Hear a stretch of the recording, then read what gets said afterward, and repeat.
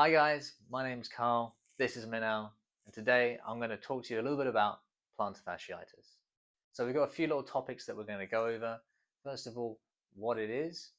Then we're going to talk to you a little bit about how we kind of assess it and little assessment tools that you can do at home that could be contributing to your condition. We're going to show you some exercises that you can do at home that can help with the pain, and also some taping techniques to give you some short-term relief. So Minal's going to be my dummy for the day, and he's going to show us his feet. Let's just hope he's washed them, eh? Okay, so what is plantar fasciitis? Here we have Minal's fabulous feet, where we're going to show you what the plantar fascia is. So first of all, the plantar fascia arises around the heel, and it's a connective tissue that branches down into the midfoot like so, and then kind of spreads out into the toes like so. Now, generally, the plantar fasciitis is a bit of a misleading name. A lot of the time we think it's actually inflammation to this area. In actual fact, it's a lack of inflammation. It's actually a degenerative kind of condition. Now, the big pain point tends to be the heel.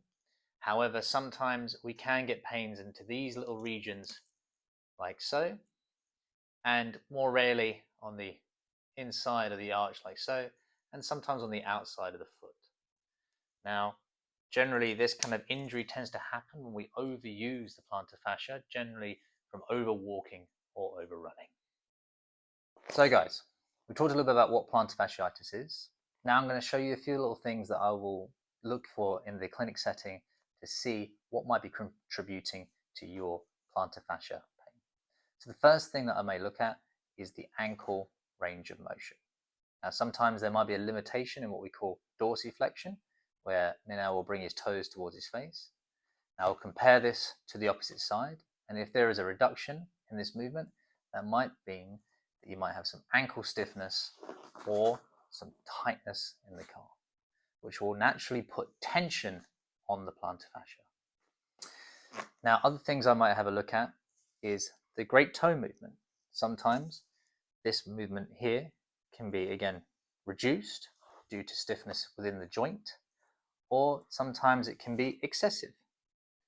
Now, a lot of the time with people with plantar fasciitis, it can be painful when we go into this position, and that is a positive test for plantar fasciitis. It's called the windlass test.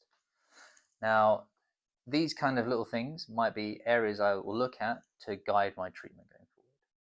Now I'm going to show you a few areas that I will palpate to again indicate that plantar fasciitis is the correct diagnosis. So now Minhal is going to demonstrate the plantar fascia stretch. So first of all, he's going to grab his toes and he's going to bring them back towards his shin as far as he can tolerate the plantar fascia pain.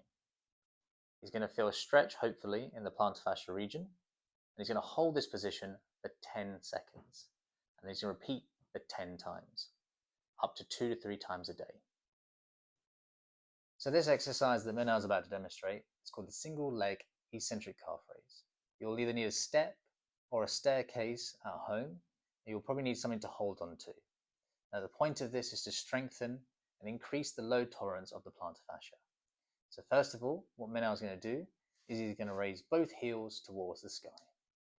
Now the left side is his affected side, so he's going to take away the right leg and allow the left heel to drop to the floor really slowly until he feels a stretch in the calf. He's going to bring the right leg back to the starting position and then restart the exercise. He's going to perform this exercise for 3 sets of 15 repetitions. He's going to do this once a day. Now you need to do this exercise to what your pain allows, so if it becomes too painful, you need to stop. So Minhal is now going to take over. He's going to show you a great little taping technique to help with your pain. So, sorry for showing my feet all day. This will be the last time, I promise. So, I'm just going to show you a taping technique that you can potentially do at home yourself. All you need is 3 strips of KT tape, 1 long and 2 shorts. So, you have your feet in this position here, in the same stretch position that you had it in. And we take the first piece of long tape. We create a snippet at the top over here. And we place the first bit of tape onto just underneath the balls of the feet,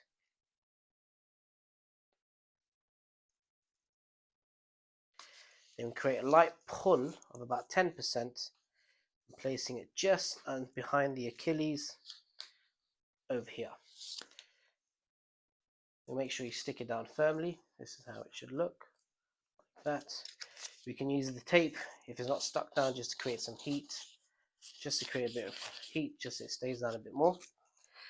We then get the second piece. We can put it a snip right down the middle, like this,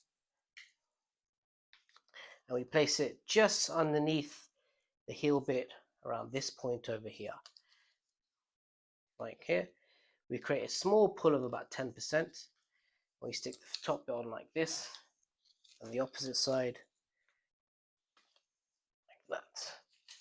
So that's the first bit of the shorter tape. We then get the second piece of the shorter tape, do the exact same thing. We cut it down to the middle like this, and this time we place it just above the first bit, which will be around this point over here. And again, we create a 10% pull, place it down on top like this. The other one, put it down firmly. There you go. This is a taping technique you can potentially do yourself if you're suffering from plantar fasciitis. Thanks. So guys, that's it for today. Thanks for watching our video. I hope it's helped you guys out.